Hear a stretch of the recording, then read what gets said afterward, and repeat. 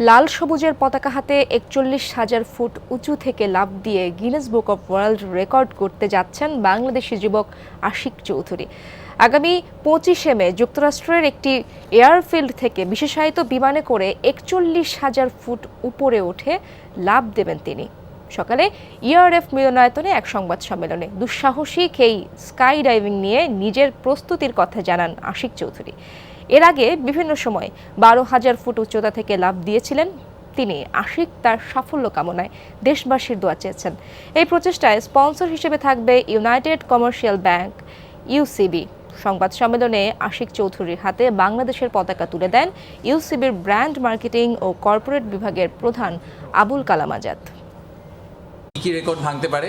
একটা হচ্ছে highest ever sky dive with a flag, greatest distance free fall with the flag. So যে প্ল্যানটা হচ্ছে যে আমরা ৪১-এর উপর থেকে এক্সিট করব। আমি একটা স্পেশাল এয়ারক্রাফট নিয়ে যাচ্ছি, যেই কারণে অ্যাকচুয়ালি জাম্পটা হচ্ছে আমেরিকায়।